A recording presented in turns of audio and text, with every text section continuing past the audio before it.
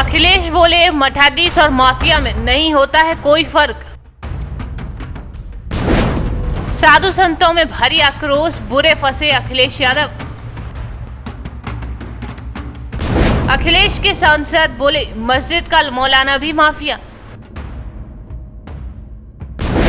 मस्जिद और माफिया पर छेड़ा बवाल, क्या कहते हैं साधु संत। आजकल उत्तर प्रदेश की राजनीति में बयानबाजी का दौर चल रहा है। कभी अखिलेश सीएम योगी पर बयान देते हैं तो सीएम योगी अखिलेश पर बयान देते हैं। आदमखोर भेड़िए से शुरू हुई ये सियासत अब माफिया और मठाधीश पर आ टिकी है। दरअसल अखिलेश यादव के माफिया और मठाधीश वाले बयान पर विवाद खत्म होने का नाम नहीं ले रहा है। बीजेपी नेता एक के बाद एक अखिलेश यादव पर निशाना साधते हुए नजर आ रहे हैं। अखिलेश यादव ने ये बयान देकर एक बड़े और लंबे चलने वाले विवाद को जन्म दे दिया है। अब मैनपुरी पहुंचे पर्यटन संस्कृति मंत्री जयवीर सिंह ने सपा नेता पर पलटवार किया। अखिलेश यादव ने कथित तौर पर मठाधीशों की तुलना माफियाओं से कर दी है। इसको लेकर बीजेपी नेता भड़क गए हैं। वहीं पर्यटन संस्कृति मंत्री जयवीर सिंह ने सपा पर जमकर निशाना साधा। जब उनसे अखिलेश यादव के मठाधीश और माफिया वाले बयान को लेकर सवाल किया गया तो उन्होंने कहा कि ये लोग सत्ता से बाहर हैं। देश की जनता से तीसरी बार देश की बागडोर नरेंद्र मोदी के हाथ सौंपी है। सत्ता से बाहर होने के बाद ये लोग परेशान हैं, कुछ भी बोले जा रहे हैं। उन्होंने सपा को झूठ का पुलिंदा भी बताया और कहा कि इन्हें वोट देने वाले लोग अब खुद को ठगा सा महसूस कर रहे हैं। मुझे लगता है कि सत्ता के बाहर ये लोग, चूंकि तीसरी बार देश की जनता ने आदरणीय मोदी जी को देश की बागडोर सौंपने का काम किया है, तो सत्ता से बाहर रह करके ये लोग पूरी तरह अब परेशान हैं, दिग्भ्रमित हैं, दिशाहीन हैं और एक ऐसी मनोदशा इनकी हो गई है कि अपने कुछ भी उल जलूल बातें करने पर आमादा है। मैं समझता हूँ ईश्वर ने सद्बुद्धि दे ताकि लोकतंत्र की मर्यादाएं, लोकतंत्र की रक्षा, लोकतंत्र के जो भी मानक और सिद्धांत हैं, देश का बहुत मजबूत लोकतंत्र रहा है, ऐसे लोकतंत्र की रक्षा हो सके। आपने देखा कि एक और राहुल गांधी जी विदेश की धरती पर बैठ के किस तरह की बचकानी बातें कर रहे हैं। देश विरोधी, राष्ट्र विरोधी और देश को पृथक राष्ट्र बनाने की मांग करने वालों के खिलाफ के साथ बैठ करके वहाँ देश के खिलाफ बातें कर रहे हैं।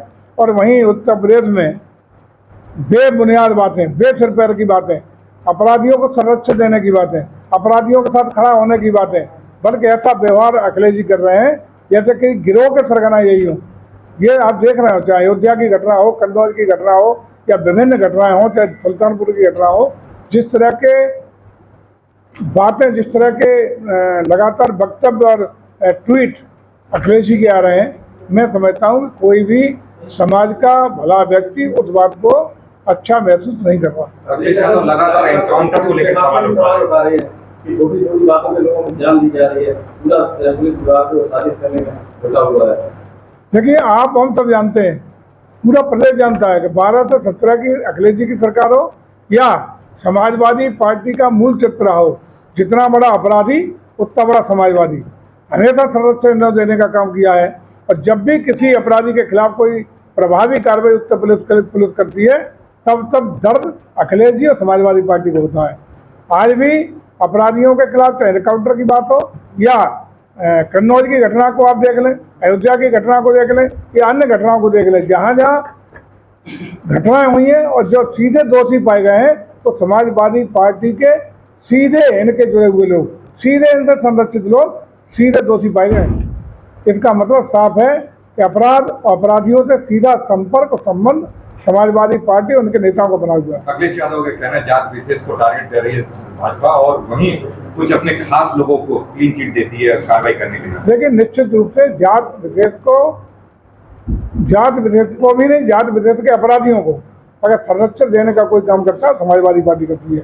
भारतीय जनता पार्टी बिना किसी जाति, संप्रदाय के, धर्म के भेदभाव के बिना अपराधी की जाति नहीं पूछी जाती। अपराधी का मतलब अपराधी होता है और अपराधी को ट्रीटमेंट अपराधी की तरह करने का काम उत्तर प्रदेश पुलिस कर रही है। की बात करें तो ट्रांसफर और पोस्टिंग को लेकर अखिलेश यादव ने बहुत बड़े सवाल खड़े किए। क्या आप ट्रांसफर पोस्टिंग पर भी अखिलेश जी के राय से होंगे क्या? जात विशेष को अलग किया जा रहा है। कोई जात विशेष अलग नहीं हो रही। सारे वर्ग धर्म के लोग पूरी तरह मेरिट के आधार पर, कार्य क्षमता के आधार पर, कार्यशैली के आधार पर ऊपर क्लास 1 से लेकर क्लास 4 तक की तैनाती और ट्रांसफर किए जाते हैं। यहाँ कोई जात धर्म के आधार पर ये सब नहीं होता है।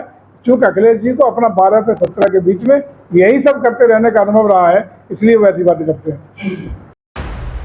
इसी बीच बलिया से लोकसभा सीट से समाजवादी पार्टी के सांसद सनातन पांडे ने इस पूरे विवाद पर क्या कुछ कहा।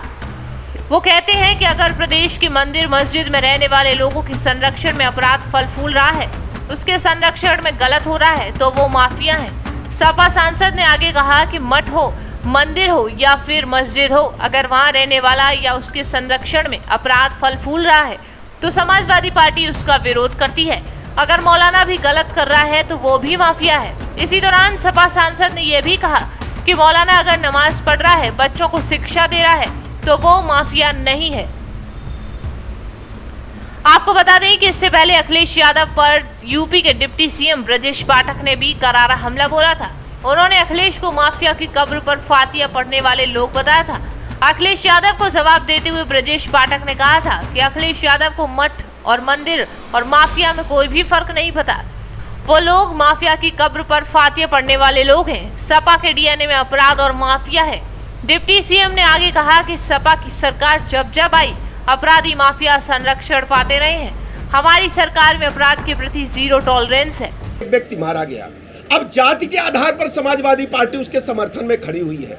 हमारी प्रदेश की सरकार की प्रतिबद्धता है कि अपराधी अपराधी होता, अपराधी की कोई जाति नहीं होती। मैं कहना चाहता हूं कि हमारे साथ सर्व समाज के लोग जुड़े हैं। हमारी सरकार किसी व्यक्ति विशेष की सरकार नहीं है, यह सबकी सरकार है, सबके हितों की चिंता करती है। लेकिन हमारी जिम्मेदारी है हम प्रदेश में कानून के राज को स्थापित करें और हर स्थिति में लोगों को भयमुक्त वातावरण प्रदान करें। हम जब जानते हैं कि इस घटना में जो लोग वांछित थे उनके पास से गिरफ्तारी के दौरान 2.5 किलो से अधिक सोना बरामद हुआ है। जो दिन दहाड़े लूट हुई थी, 2.5 किलो से अधिक सोना बरामद हुआ है। और सबसे बड़ी बात यह है, समाजवादी पार्टी प्रेस कॉन्फ्रेंस करके जनता को गुमराह करने का असफल प्रयास करती है, जबकि प्रदेश की जनता जानती है कि समाजवादी पार्टी अपराधियों को जब जब इनकी सरकारें रही हैं, जब जब इन्हें ताकत मिली है, ये पुष्पित पल्लवित करती रही हैं। जहां तक आप सब जानते हैं, समाजवादी पार्टी ने जिस ढंग से अपनी विगत सरकारों के दौरान, आप देखते होंगे, हमें अच्छी तरह याद है, इसी राजधानी लखनऊ में हजरतगंज के क्षेत्राधिकारी को लोहिया वाहिनी के गुंडों ने बोनट पर टांग करके लखनऊ की सड़कों पर घुमाया था और बेचारे वो पुलिस उपाधीक्षक बोनट पर लटके लटके पूरे लखनऊ में सड़कों पर नंगा नाच लोहिया वाहिनी के गुंडों ने किया था। फिर लोहिया वाहिनी के गुंडों की हिम्मत देखिए, उस समय जब समाजवादी पार्टी की सरकार थी, उस जीप को ले जाकर के एसएसपी लखनऊ के बंगले में घुसा दिए थे और एसएसपी लखनऊ के माध्यम से उन गुंडों को, जिन लोगों ने क्षेत्राधिकारी हजरतगंज को बोनट पर जीप पर टांगा था।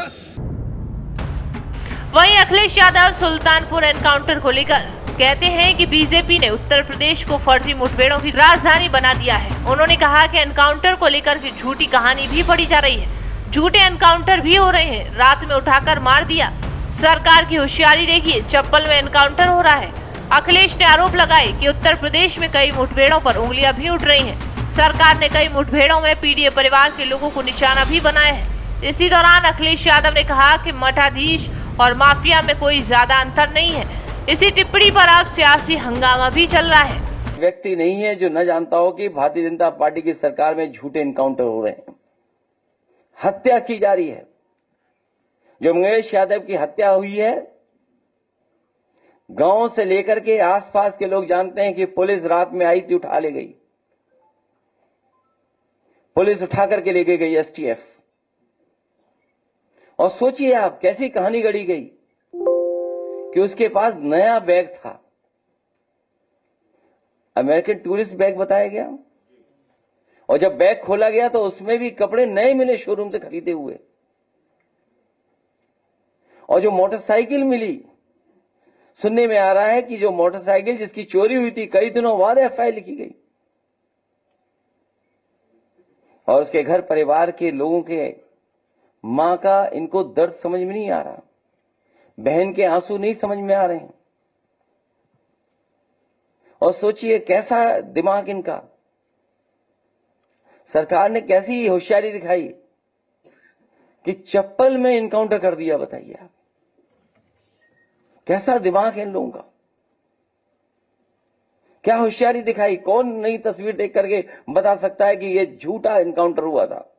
और ये पहला झूठा इनकाउंटर नहीं है यूपी का, तमाम इनकाउंटरों पे उंगली उठी है।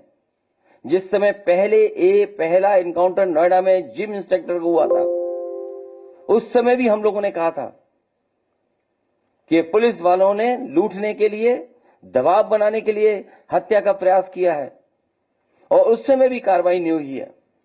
अभी तक जितनी भी हत्याएं हुई हैं या इनकाउंटर हुए हैं, सबसे ज्यादा पीड़ित परिवार के लोगों की हत्या की सरकार ने। हम लोग न्याय दिलाने के लिए सदन से लेकर के और संघर्ष के बीच में भी जाना पड़ेगा, तो समाजवादी लोग पीछे नहीं रह सकते। और भाजपा ने तो इतने इनकाउंटर किए, उत्तर प्रदेश को फर्जी इनकाउंटर की राजधानी बना दी इन्होंने, फर्जी इनकाउंटर की राजधानी बनकर के।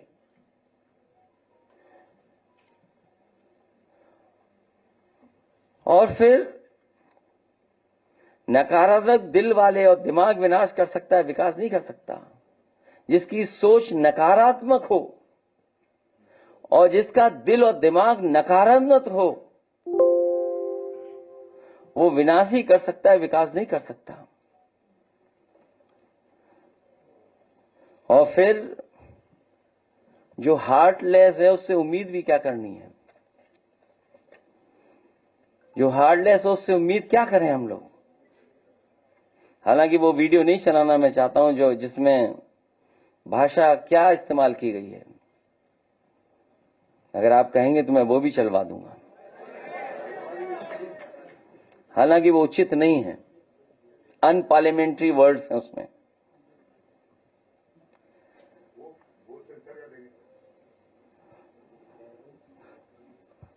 अगर दिमाग होता तो चप्पल में एनकाउंटर नहीं करते।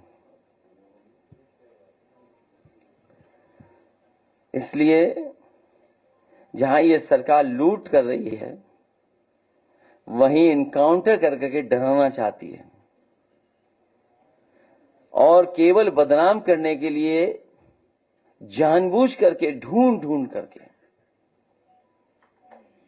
कि कौन है, किसको इनकाउंटर किया जाए, वो भी अधिकारी बैठ करके रणनीति बनाते हैं। सोचो, जो रात भर बैठ करके रणनीति बनाएंगे, उनसे क्या उम्मीद करोगे न्याय की आप। रणनीति इसी बात की बनाते हो कि हत्या करनी है, वो हत्या में न पकड़े जाएं, तुमसे उम्मीद क्या करोगे आप। केवल फेक इनकाउंटर नहीं, बल्कि संविधान ने जो अधिकार दिए हैं, उन अधिकारों को ये सरकार छीन रही है। 69,000 वाले बच्चे कितना आंदोलन कर रहे हैं, सोचिए, कोई कल्पना कर सकता है। लेकिन ऐसी साजिश, षड्यंत्र कि दोनों को भिड़ा दो, आप दोनों को भिड़ा दो।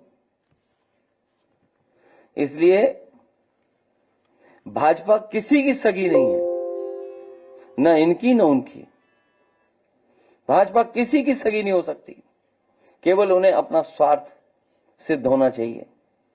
इसलिए जहां लूट की गई है उसके कागज आए हैं। मैं तो लीडर ऑपोजिशन से दोनों सदनों में कहूंगा कि बाकायदा पूरी सूची सदन में दी जाएगी, और समय आने पर कि हम लोग कैसे आगे बढ़ें उस पर भी हम लोग काम करेंगे। क्योंकि अभी कुछ नाम आए हैं तस्वीरों के साथ, अभी बहुत सारे नाम आना बाकी हैं, जिसमें बहुत जिम्मेदार अधिकारी भी हैं और भारतीय जनता पार्टी के बड़े बड़े नेता और पदाधिकारी भी हैं। मठाधीश और माफिया में कोई ज्यादा फर्क नहीं होता।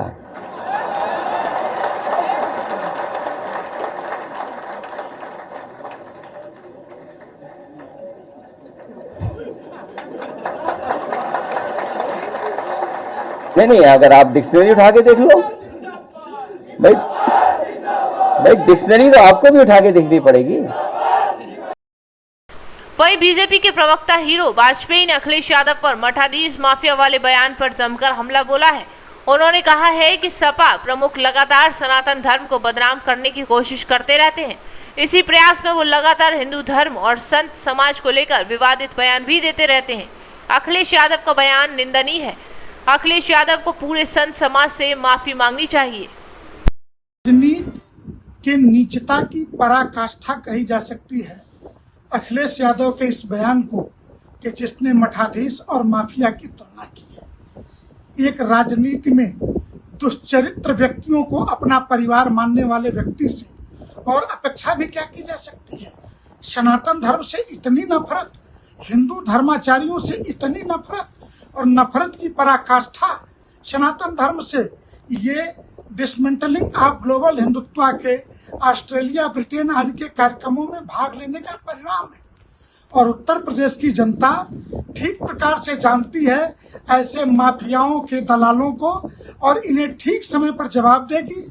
आवश्यकता पड़ेगी तो संत समाज अखिलेश यादव के विरुद्ध अभियान भी चलाएगा।